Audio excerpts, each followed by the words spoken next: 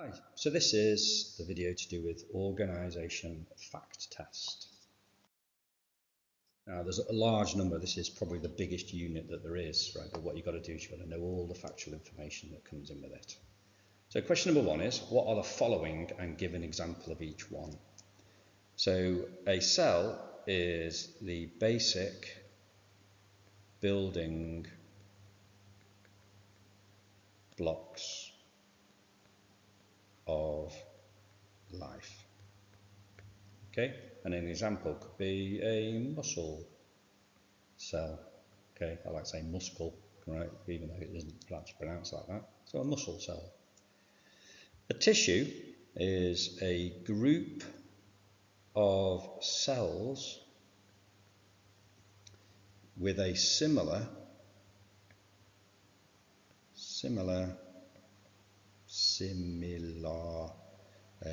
structure and function. I'm running out of space now and spelling very badly. Structure and function. Okay, an example of that could be muscle tissue. An organ. This is then where you've got a group of tissues working together, right? So realistically, organs is tissues working together, tissues is cells working together. So an organ could be the heart. Okay, so if you think within a heart itself, right, what you've got lots of different tissues. You've got muscles, you've got veins, you've got nerves, you've got electrical impulses that are going through it. There's lots of tissues. An organ system is a group of organs working together. Now these definitions are quite sort of simplistic, right? But what it does, it gives you an idea about what they are. So an organ system could be the circulatory system. And the final one, an organism, is a group of organ systems working together. God, my writing is terrible. Working together. And that could be a fish, could be a tree. All right? So just think about it now. So an organism is a group of organ systems working together. An organ system is a group of organs working together. An organ is a group of tissues working together. And it kind of builds along as you go down the actual table. Right, now let's label the diagram. Right, at the top we'll go mouth. Okay, then obviously within your mouth you've got your teeth and you've got your salivary glands. This one here is esophagus. Then we'll go down this right hand side here. We've then got the stomach, which is obviously the stomach. Underneath the stomach we've then got the pancreas. Underneath the pancreas, so then you can see the kind of the digestive system that's going on there, right? We've got the large intestine. At the bottom, correct word for it, anus. Then kind of the bigger tube in the middle, right, which is sort of the wrong way around really, is the small intestine. And then there's two here that work very closely together. The one at the top is the liver, and the one at the bottom is the gallbladder. Okay, and like I said, they work very, very closely together. Now, parts of the digestive system. Now, what I've done down this side here is I've kind of done them the first letter of each one, right? Just to make it so that people are then getting it into the correct order. Right, now it feels weird actually writing not the whole word, so I'm going to write down the whole word. Mouth, esophagus, stomach, stomach, liver, pancreas, oh gosh, I did it then, pancreas, small intestine, large intestine, rectum, anus. Okay, so now on this table here, what I've done is I've got rectum extra, but then I've missed one off on the liver, right? Because what I wanted to do is I wanted to put liver and gallbladder together. Okay, right, let's do some jobs. So what the mouth does is the mouth increases the surface area. I'm going to be very lazy there and you can't be. Increases the surface area of the food, and it does that by chewing it. Right? So when you chew it, it increases the surface area, which then allows things to work on it better. And then you've got salivary amylase, which breaks down carbohydrates.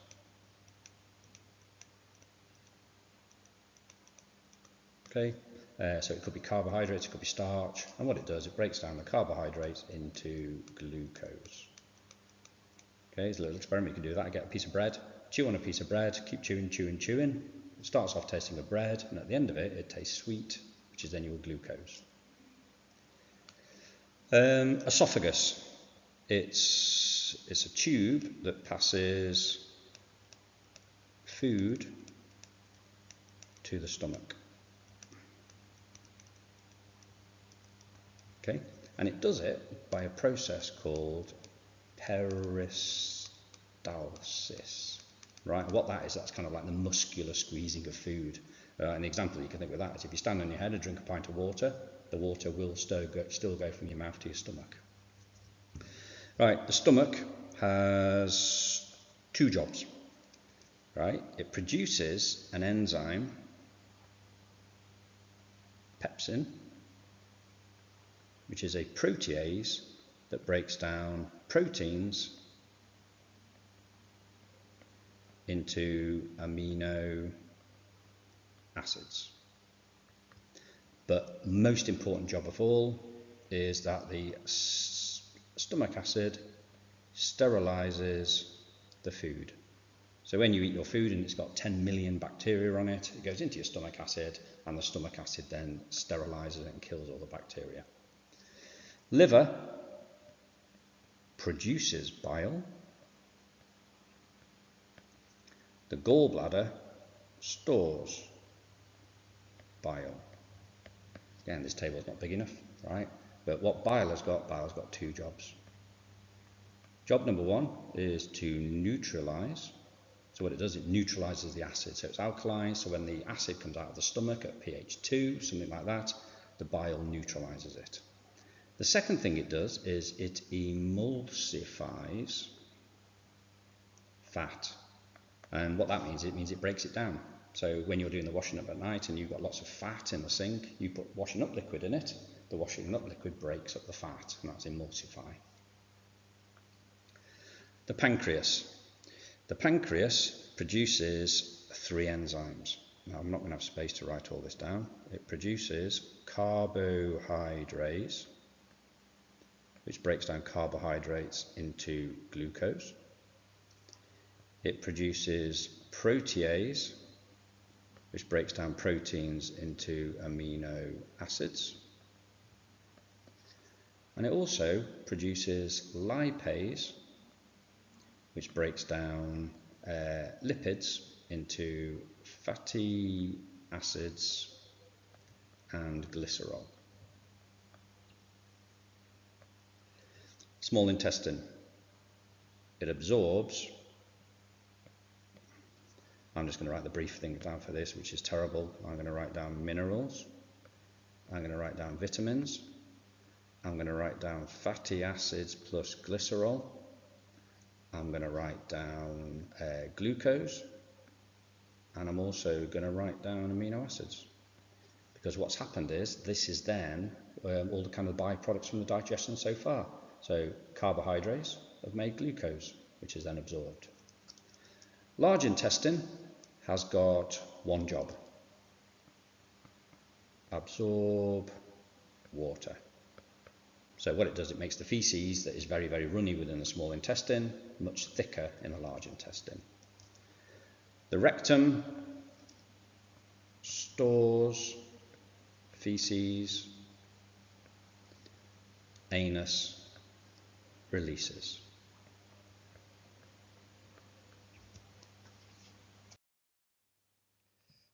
Okay, so now what we've got the breathing system, right, the respiratory system. That one there is the trachea, right? It's kind of, it runs down your throat, and the voice box is part of it. It's also kind of lumpy when you do it down because it's got cartilage. It then goes from the mouth. Oh, let's use a different colour. Let's do blue. It goes from the mouth, it goes down the trachea, and it gets to this here, right? And where they actually split is the bronchus, and one of them is called a bronchi.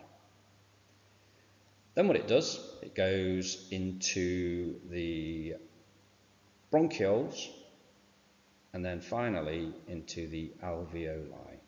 Okay, so really we should have bronchioles. What the bronchioles are is these small kind of branches, a bit like a tree. So that's the trunk. Bronchus is then where the first branches split off. Bronchioles is the small branches and twigs. Alveoli is then the leaves at the end. The overall one, they're the lungs. And at the bottom, what you've got is you've kind of got your muscular layer at the bottom here. That is your diaphragm, which again, I'm really silly, and what I do is I call it the diaphragm. All right, which obviously isn't, but then the diaphragm. Right, what is then the role of each individual part? The trachea carries air to and from the mouth to the lungs. That doesn't sound particularly very good English there. All right, so basically what it does, it takes air from the mouth to the lungs and lungs to the mouth. Bronchioles takes air to and from the alveoli. Okay, they're the little tubes and the air sacs at the end. Alveoli, best one in the world, gas exchange. So that is then where it's swapping its gases. So what you've got is you've got oxygen going in and it needs to go into the blood. Carbon dioxide's in the blood and needs to come out. So gas exchange is where they swap. And capillary, what that does is it allows gas exchange. Okay, and that's all to do with concentration gradients. Right, that's the capillaries where the blood is. Right, what are the steps in the lock and key model? Substrate enters the enzyme.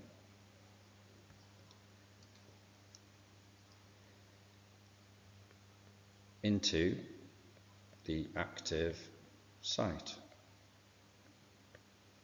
Then what happens is the enzyme does whatever it's then got to do, and the product leaves the active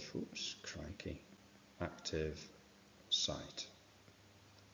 Okay? And then the good thing about it is enzymes can then repeat. Right, so lock and key model, right, makes sense, doesn't it? You've got a lock, you've got a key, right? Substrate enters the enzyme, so the substrate is whatever the enzyme's going to be working on. The enzyme has an active site. The enzyme then does whatever it's got to do within the active site, and the product leaves the active site, and then the whole process then repeats again. What is the role of a digestive enzyme? A digestive enzyme, right, what it does is it speeds up the conversion of large insoluble molecules into small soluble ones. Right, so what you've got there is you've got a large protein from a steak, right, that is your insoluble molecules. And what your enzymes do is the enzymes break it up into small soluble molecules, which then means what you can do then is you can then absorb it. Question number 8, right? Enzyme activity is affected by change in temperature and pH. Draw the graphs of these. Right, here's graph number 1, there's graph number 2. So what I'm then going to do is I'm going to write on the axes, that one is the rate, that one is the rate. Across the bottom, right, we'll do this first one as temperature, so we'll start at 37 degrees C, and we'll go 36, 35, then we'll go 38, 39. Okay, and on this one, we'll start at pH 7, temperature. Start at pH, that's a little p and a big H, 7, 8, 9, 10, 6, 5, 4. Okay, right, so the graph itself, what happens with enzymes in the body is it kind of goes up slowly, well, it gets to 37, there's a good graph, right, goes to 37, and then it drops off quickly. With pH, what it tends to do, it tends to up and down quite regularly. All right, so for the temperature one affecting the enzyme, it goes up gradually, and then what happens is it gets to 37 degrees, which is its optimum. It then decreases quite rapidly. What two changes in conditions can denature an enzyme? Right, changes in conditions. Temperature. pH. Okay, the ones we just do the graph on. What does denature mean? It means change shape of the enzyme. Okay, so think about it, right? If you increase the temperature, right, what happens is the enzyme denatures, and denature means changes its shape. And if the enzyme then changes its shape, then it can't do its job anymore. And exactly the same with pH. What are the 4 enzymes, where are they made, and what is made? Crikey. All right, 4 enzymes. So what I'm going to do here is I'm going to write carbohydrase. Carbohydrase, it's got ASE on the end. I'm then going to write protease. Protease, got ASE on the end again. Then I'm going to write down lipase. Lipase, it's got ASE on the end. Now the 4th one isn't necessarily an enzyme, right, but what we need to do is we need to be aware of it, and that is bile, and I'm just going to put down not an enzyme. Where are they made?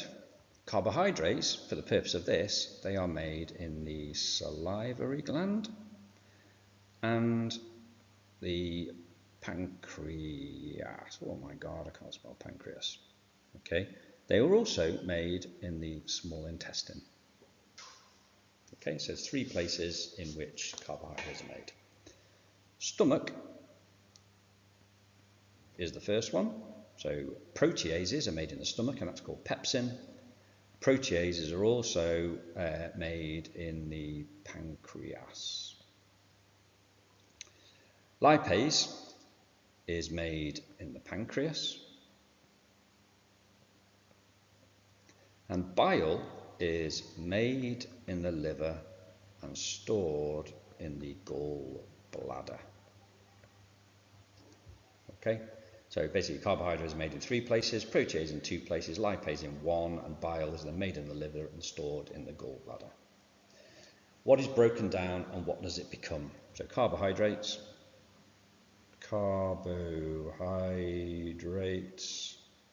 becomes glucose. Then we've got proteins. They become amino acids. Lipids, they get broken down into 2 things. So I'll do 2 arrows. Fatty acids and glycerol. And the final one Bile, even though, like I said before, it's not an enzyme, right? What it does is it deals with fats a little bit, basically to help the lipase. And what it does, it emulsifies them. So emulsify means it kind of breaks them down, reduces or increases the surface area. Food tests, and what colour do they start and end with? Okay, so we've got the food tests. Right, food testing first, we've got Benedict's. Okay, that is then test for sugars. We've got iodine, we've got biuret, and we've got ethanol. Okay, right, so sugars with Benedict's. Right, so what Benedict's is doing is it's a test for carbohydrates. Okay, now what I'm going to do is I'm going to be really clever, right, and I'm going to say it starts at blue and it ends with red. But what I can never do is I can never remember the colours in there, right? But if you can remember the colours of the rainbow backwards, red, orange, yellow, green, blue. Right, so basically it means that blue, there's no carbohydrates, green there's a little bit, yellow there's a bit more, orange there's a bit more, and red there's a lot. Right, and the only other thing with Benedict's test is you have to heat it. Iodine. Right, what you do is you start off with kind of, well, what shall we say it? We'll start off with brown, orange, browny orange. And what it does is it becomes blue black. Now I'm not quite sure why they always say blue black, right? Because to me it just looks black, right? But if they're saying blue black, then that's what you write down. Biuret starts blue and it goes beautiful kind of purple lilac colour if there's protein present. Ethanol is the test for fats, and what it does, it starts off with like a clear liquid and it then becomes milky white. I was going to do the milky white as white, but then that wouldn't have helped us very much. Question number 12. Right, so what we've then got is we've got question number 12. Now, this is then the diagram that I like to show, right, because what it does, it helps me with the route around the heart. So what I'm going to do is I'm just going to put a black line there, I'm going to put a black line there. All right, now I'm going to do these as kind of brief things, but you obviously need to know the actual proper names for them. All right, so this one here is the right atrium, right, and then you can see immediately that what's wrong is it's on the wrong way around, okay, because that's the left and that's the right, but that's the right atrium. Then what it does, it goes through a valve into the right ventricle, and this is then the first side of the heart. Then what happens is a vessel goes to here. This vessel is called the pulmonary artery. Arteries always go away. Pulmonary is all to do with the lungs. Pulmonary artery is the only deoxygenated artery because it's come from the heart and it's going to the lungs. Then what happens is the lungs, the blood goes to there. That is called the pulmonary vein. Then what you got is you then got your left atria, valve, left ventricle. It then comes out of there and goes here, which is then the body. This is called the aorta. Okay, I'll write that one out in full. It goes from the body and it goes to here, bump, over to there, and that is the vena cava, which is then the largest vein in the body. Now obviously this diagram here, you're never going to get that in your exam, right? What you're more likely to get is a simplified version of the heart or something that looks like this. Now what I'm going to do on this one now is I'm going to pick a colour that's going to show up. Is yellow going to show up? Yes, it does. And I'm going to start here. Okay, if I start here, it is basically the equivalent of that. So I'm going to write in right atria. These white lines here are the valves. It goes through the valve into the right ventricle. Then, where it got coming out the bottom of the heart here, it actually goes up through the middle and it comes out of these here. Right? They are, or that is, the pulmonary artery. It then goes to the body, and then what it's then got to do is then got to make its way back in to the heart. So it goes to the body. I'll just change the colour for this bit. So it goes from the pulmonary artery to the body, and then it goes back in through here. And that is the pulmonary vein. Back to yellow, I like the yellow. It goes into this part of the heart here, which is the left atria. It goes through the valve into the left ventricle, and then it goes up and out through this one, which is called the aorta.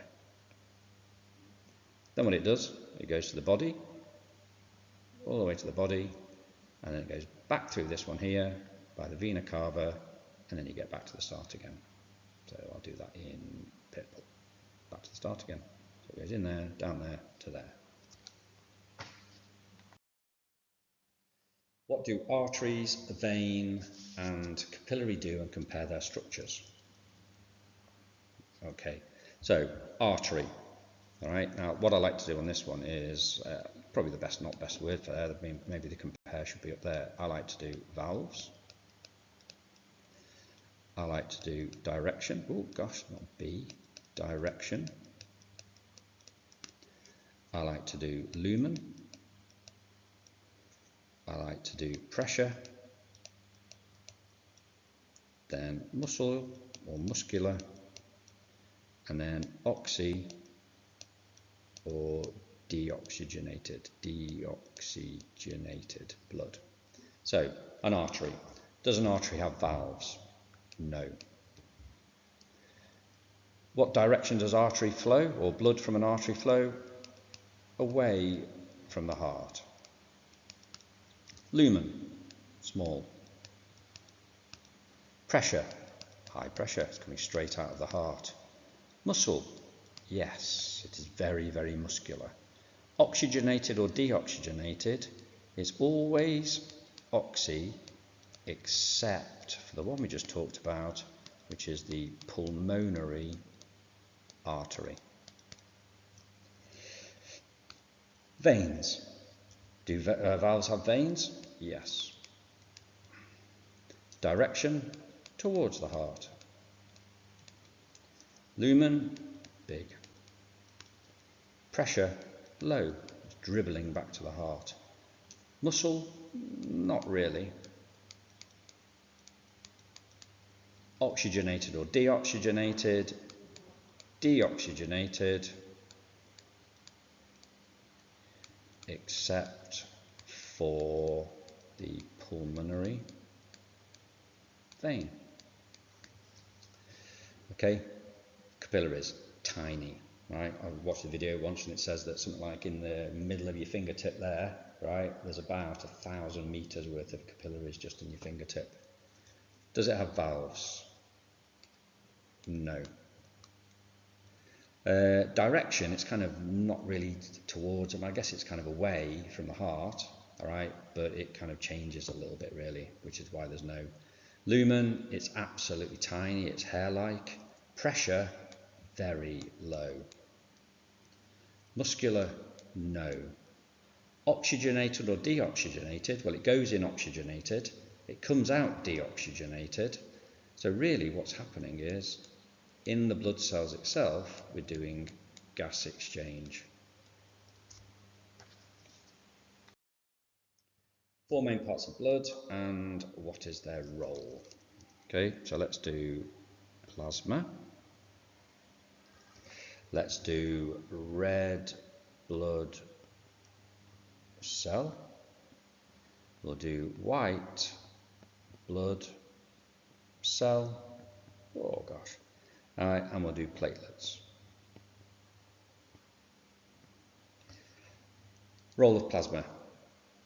I'm not going to do yellow, I'm not going to do orange for plasma because that's pretty much what it is. It's kind of like like a straw colour.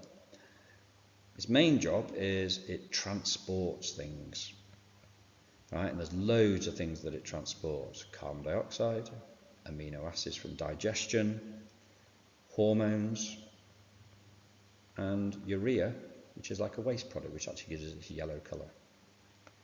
Red blood cells, they carry oxygen. That's it, oxygen. Hemoglobin is the substance in it. Oxyhemoglobin is when it's got oxygen in it.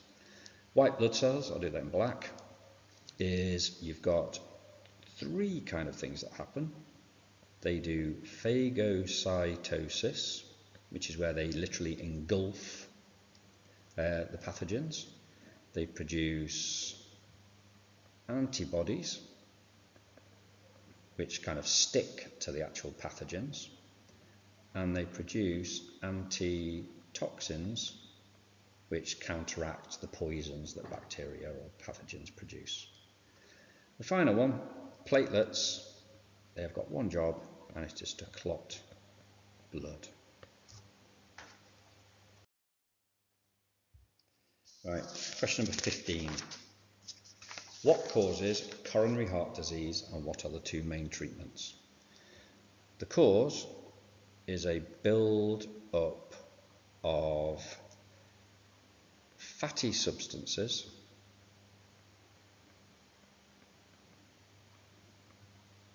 in the coronary artery. Okay, that's basically the artery that goes around the outside of the heart. It's not one that comes away from it. It's literally comes straight out the heart and it goes around the outside. It's kind of like the vessels that you can see on the outside. The treatments are statins, which is like a chemical that you can have that helps the breakdown of the fats within the artery, and a stent. Now what a stent is, it's where they get a tube that goes in through kind of like a vein in the groin. It goes all the way up into the heart. They open up a balloon. When they pop the balloon, a stent is then left there that keeps the actual artery open. Very clever. 16. What is a non-communicable disease? It is a condition that cannot be spread. Okay, so it can't be spread. So for example, diabetes, cancer, Alzheimer's, dementia, right? They're all the sort of things that we mean. Question number 18, right? Just missed out number 17, right? So question number 17 is all about comparing benign and malignant tumours. So a benign tumour is where you contain, the actual cancer itself is contained in one area, and it's kind of got a membrane, so it's kind of not lost.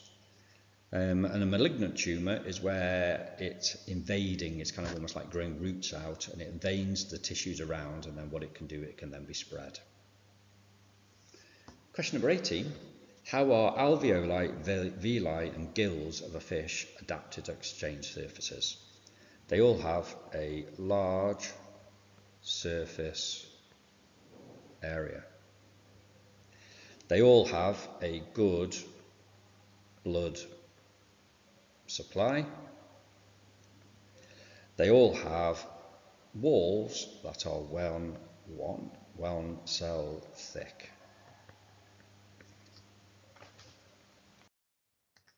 Question number 19. I'll do this in green because it's looking very planty. Right? What is this piece of equipment and what is it used for? It is used, or it is called, a potentiometer. Okay. Now the diagram isn't brilliant, right? But what you can actually do is you can actually see just there's a little air bubble. So when water goes out of the bottom here, it goes along that sort of tube and it goes into the plant. And the idea then is that water is lost from the leaf through transpiration, and the bubble moves along. So what you can do then is you can sort of measure how much water is actually lost. So it's used to measure the amount of water lost by transpiration.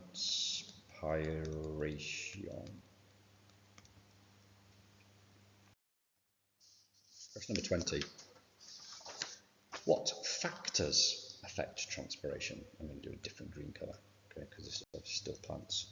Transpiration, so the amount of water that's coming out of a leaf. The factors affected by it are temperature, humidity, so that means the amount of water kind of in the air itself, air movement, posh way of saying wind, and then light intensity. Okay, so that's then the amount of light that is then actually shining on at that amount of time, or at that certain time. 21, right, I'm border green now, so we're going to do blue. Right, compare transpiration and translocation. Transpiration is water and minerals, often called ions, and it goes from the roots to the top of the plant, which is the leaves, the flowers, the fruit. Translocation, the main things that they are then moving around is glucose and amino acids. Okay, so glucose sugars and amino acids are then proteins. Made in the leaves by the process of photosynthesis, and it could go anywhere in the whole plant. Question number 22 is labelling. All right. So what I've got on here is this is then like a cut through a leaf. Right. You get all sorts of diagrams that look like this. That is the waxy cuticle. Okay, so the waxy layer on the top. The next layer down is the epidermis. Right. That is basically your skin. It's kind of the equivalent of your skin. Over on this side, we've got palisade cells. Okay, sometimes it's called palisade mesophyll. Here we've got xylem and we've got phloem. And at the bottom we've got stoma and we've got guard cells. Okay, so the stoma is actually nothing there, it's actually a hole, right? And then the guard cells are on either side of it. Question number 23. What are the roles of the following parts? Waxy cuticle, it prevents water loss. Now you always think that the whole point in a waxy layer on the outside would prevent water getting in, which it does, but its main job is actually to prevent water loss. Think about a cactus. The upper epidermis is transparent. Okay, so that's like kind of the skin on the top, the actual area at the top. Palisade mesophyll, right, that is then where the most chloroplasts are, which means that is then the most photosynthesis occurs. The top of a leaf, it's the dark part, that's where the most are. The spongy mesophyll has gaps in it to allow diffusion. Xylem, transports H2O and minerals up a plant. Phloem transports glucose and amino acids just around the plant. Guard cells open and close to prevent water loss. And the last one is the stoma, which is an opening to allow